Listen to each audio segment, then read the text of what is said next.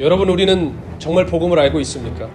교회 오래 다녀서 이것저것 보고 들은 것은 많아 복음에 대한 풍어는 읊을 줄 알지만 정작 내 삶은 하나도 바꾸지 못하는 그런 무능한 복음을 들고 살고 계시지 않습니까? 내 삶의 죄 하나, 습관 하나 바꾸지 못하는 복음이 어찌 우리를 구원할 수 있겠습니까? 우리는 우리의 구원에 대해 날마다 다시 살펴보아야 합니다. 두렵고 떨림으로 내가 믿음 위에 서 있는지 오늘 우리의 삶을 돌아보아야 할 줄로 믿습니다.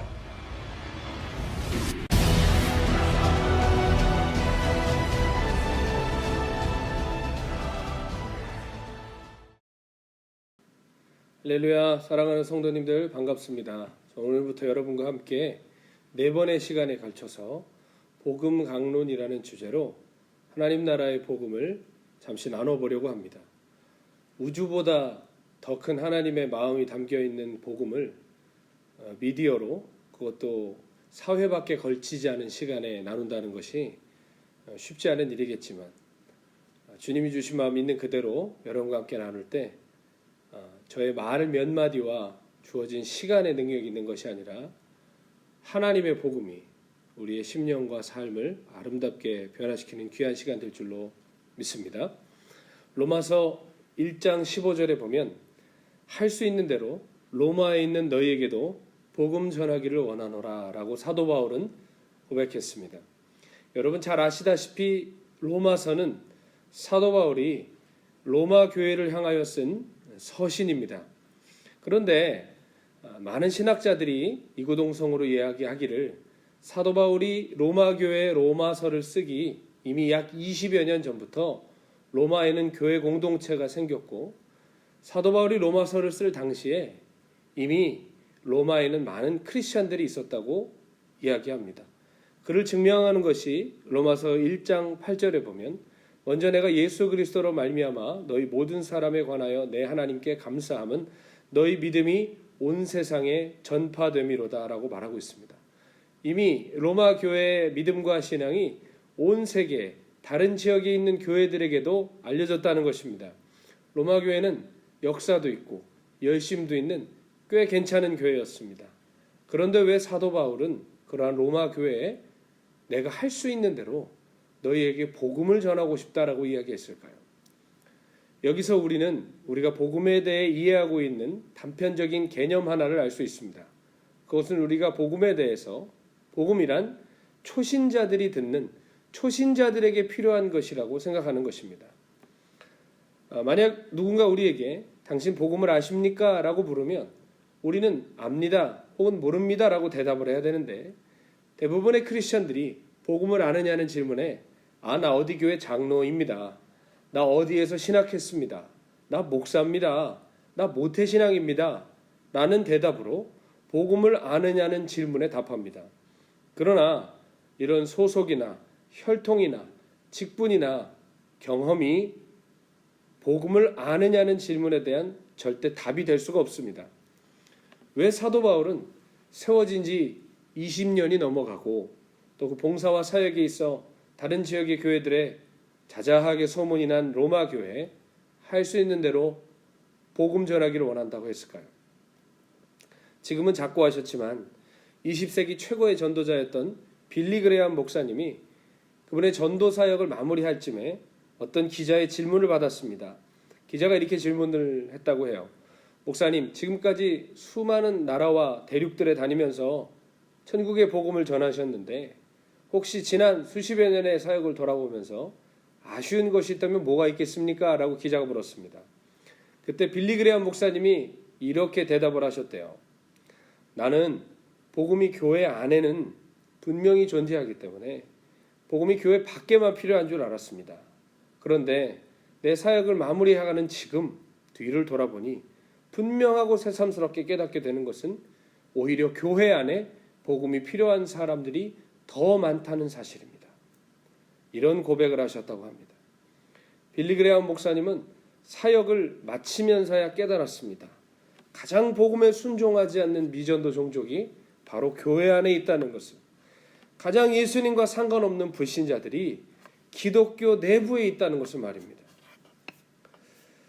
만약 누군가 우리를 붙들고 복음을 아십니까? 복음을 들어보세요 라고 물어보면 우리는 저 교회 다닙니다 라고 이렇게 정중하게 우리의 믿음에 대해서 나는 복음을 안다는 듯이 이야기를 하죠. 그런데 그럼에도 불구하고 그 상대방이 그래도 복음을 한번 들어보십시오. 당신 정말 복음을 아십니까? 라고 물어본다면 우리는 대부분 이 사람 이단이다. 문제가 있는 사람이다. 내가 교회를 분명히 다닌다고 했는데 복음을 들어보라고 한다니 이건 분명히 이단이다 라고 생각할 것입니다. 왜일까요? 내가 지금 교회에 다니고 있다는 것이 복음을 알고 있다는 것의 증거라고 우리가 생각하기 때문입니다. 그런데 여러분, 정말로 우리는 복음을 알고 있나요? 나는 정말 살아있는 믿음을 갖고 있습니까? 만약에 그렇다면 그것을 무엇으로 확증하시겠습니까? 교회에 다닌 연수, 열정의 온도, 신학적 깊이? 정말 그런 것들로 내가 복음을 안다고 말할 수 있는 것입니까?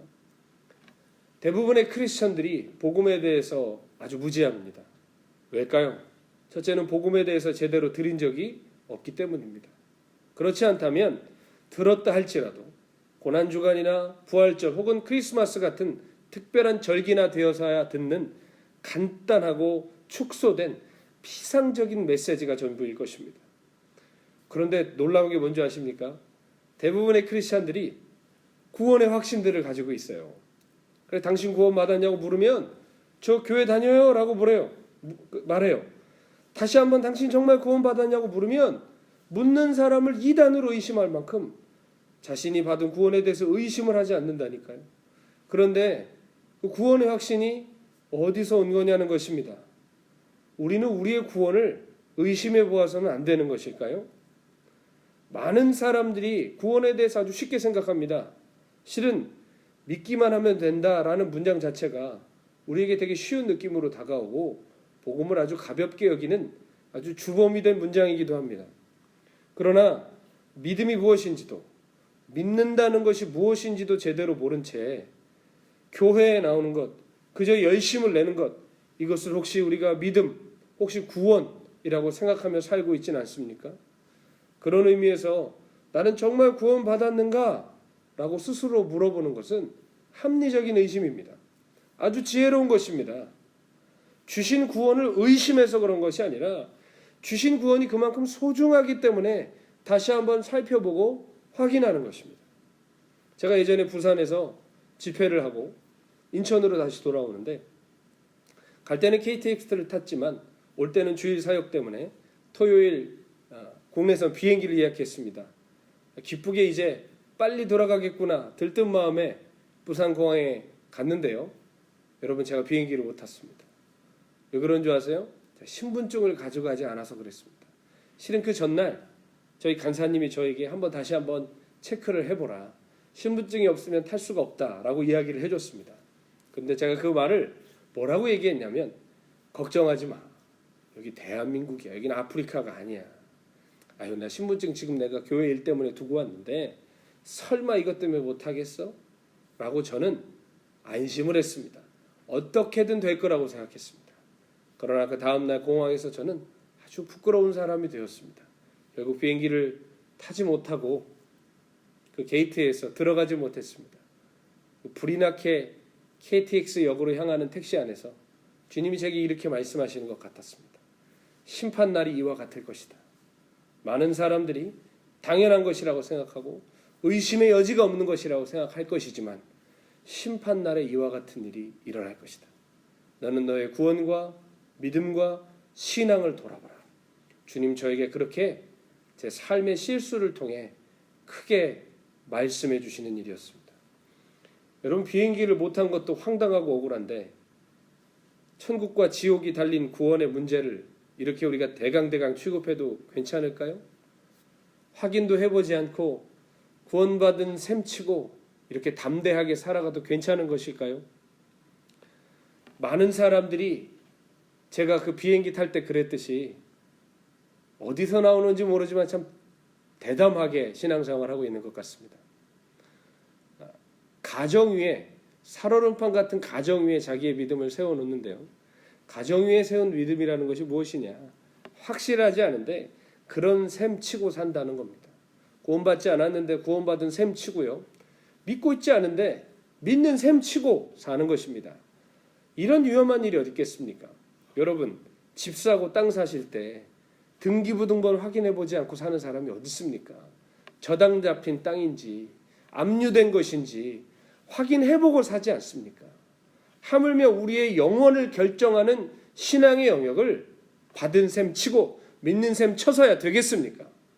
여러분, 우리의 신앙이 이렇게 어설픈 가정 위에 세워져 있는 몇 가지 이유가 있습니다. 구원받았다고 생각하게 하는 몇 가지 착각이 있다는 것이죠. 첫째, 교회를 출석하면 내가 예수를 믿고 있다는 생각입니다. 교회 다니니 구원받았다는 것이죠. 여러분, 이것은 심각한 오류입니다. 교회 다녀도 지옥 갈 사람이 너무나 많습니다. 교회를 다니면서도 믿고 있지 않는 사람들이 너무나 많습니다. 두 번째, 교회에서 요구하는 예배, 봉사, 충성, 헌금, 심지어 단기 선교까지 충성과 열심을 내면 그게 신앙이라고 생각합니다. 그것이 구원의 증거라고 생각합니다. 그러나 절대로 그렇지 않았습니다. 예수님의 십자가에 못 박았던 유대인은 하나님을 향해 누구보다 뜨거웠던 사람들입니다. 행위에 있어서는 따라갈 수가 없는 사람들이었습니다. 그러나 로마서는 말합니다. 그들이 자기의 의를 하나님의 의보다 더 높여서 결국엔 하나님의 의를 대적하는 사람들이 되었다고 했습니다. 여러분, 우리의 열심이 우리의 신앙, 우리의 구원을 보장해 주는 것이 아닙니다. 세 번째, 아직 회심하지 않은 사람들에게 구원의 확신 먼저 가르쳤습니다. 제자 양육을 한다든지 혹은 사형리 기도문을 따라하게 한다든지 이러한 것들로 우리가 너무 쉽게 구원의 확신을 가르치는 겁니다. 당신 구원받았다고 얘기해 주는 겁니다. 여러분, 우리가 영접 기도를 따라하든지 제자훈련 속에 나와 있는 여러 가지 신앙 고백들, 결신 기도를 따라하든지 간에 그 안에서 꼭 빠지지 않는 내용이 무엇이죠? 예수님의 구원에 관한 것입니다. 예수님이 하나님의 아들이시고 구원자이시고 나를 위해 죽으셨다 라는 이 놀라운 사실 우리가 고백하곤 하지만 여러분, 그 사실은요, 귀신들, 마귀들도 알고 있는 것입니다. 야고보서 2장 19절에 보면 네가 하나님은 한 분이신 줄을 믿느냐? 잘 아는도다. 귀신들도 믿고 떠느니라 말씀하셨습니다. 복음서에 봐도 예수님께서 귀신을 쫓아내실 때 예수님이 그리스도이심을, 구원자이심을 귀신들은 진짜 귀신같이 알고 있었습니다. 그러나 그것을 알고 입으로 말한다고 하여서 그게 구원의 증거가 될 수는 없는 것입니다. 그게 구원의 증거라면 귀신들도 마귀들도 구원받는 것입니다. 실상 여러분, 우리가 이렇게 잘못된 기초 위에, 가정 위에 우리의 구원이 서 있지 않습니까? 우리가 그 어설픈 살얼음판 같은 믿음의 기초 위에 너무도 담대하게 서 있지 않습니까? 합리적으로 구원에 의심을 갖고 나 정말 구원받았나? 나 천국 갈 수 있나? 제가 이렇게 자라날 때, 저는 모태신앙이거든요. 자라나면서 의심해 본 적이 있습니다. 그때 주변에 있는 분들이 벌떼처럼 달려들어서 저를 걱정해 주시더군요. 그러면서 저를 몰아가는 거예요. 너 모태신앙 아니냐? 너 증조할아버지가 목사님 아니냐? 너 4대째 기독교인 아니냐? 예수님 널 위해 죽으신 거 모르냐? 예수님이 너의 죄 씻어주신 거 모르냐?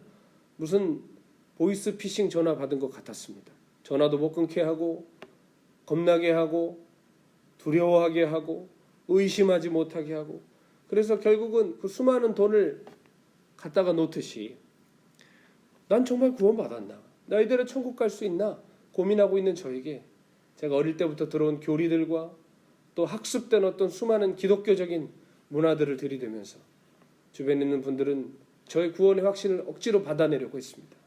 여러분, 그러나 절대로 구원은 그렇게 받는 것이 아닙니다. 어릴 때 들었던 것, 교리적인 확신 혹은 교리의 고백으로 우리가 구원을 절대로 확신할 수 없습니다. 이렇게 우리가 잘못된 신앙의 기초 위에 서 있으니까 어떻게 될까요? 신앙에 아무런 능력이 없습니다.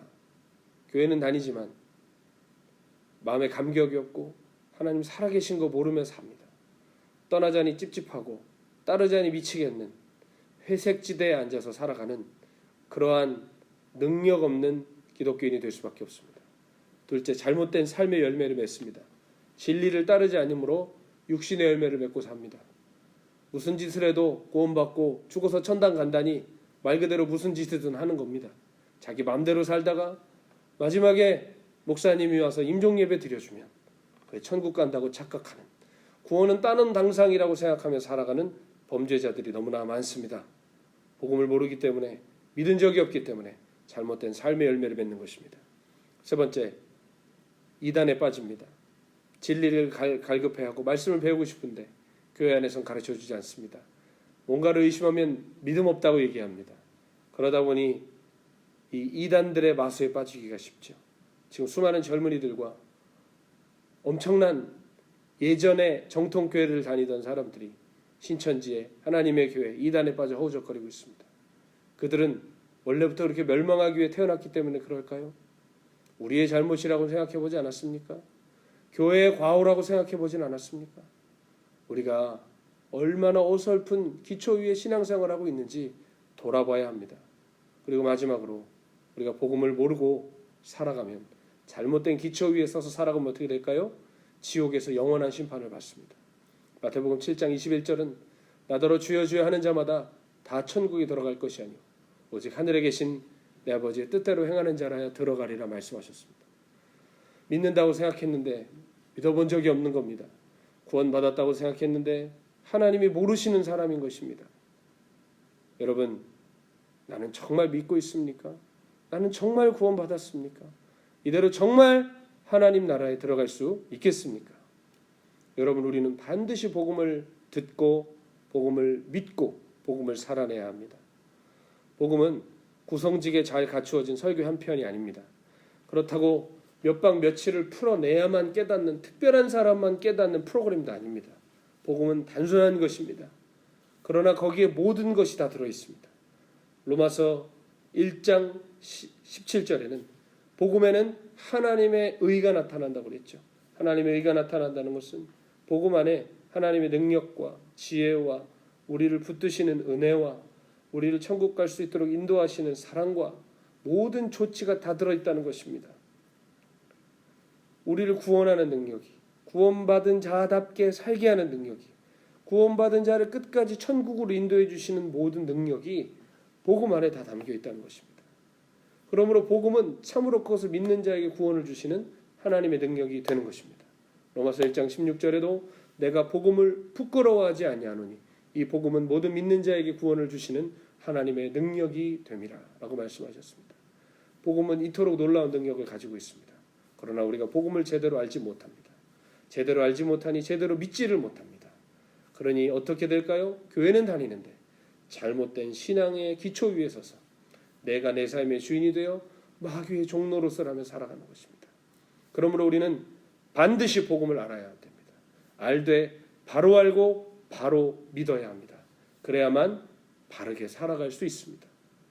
제가 이 몇 번의 강의로, 그것도 미디어로 복음을 다 설명한다는 것은 어폐가 있는 것이라 말씀을 드렸습니다. 그러나 성령님이 함께 하시면 이 짧은 몇 강의에도 우리를 구원하시는 복음의 능력, 성령 역사가 나타날 줄 믿습니다. 누군가에게는 의미 없이 지나가는, 그저 빠르게 스크롤하여 지나가는 영상이겠지만 하나님 택하신 한 사람이라도 이 영상을 통하여 바른 복음을 깨닫고 참된 구원의 능력을 살아내고 또 참으로 구원에 이르는 하나님의 거룩한 주의 성도들 되시기를 예수님의 이름으로 축복합니다.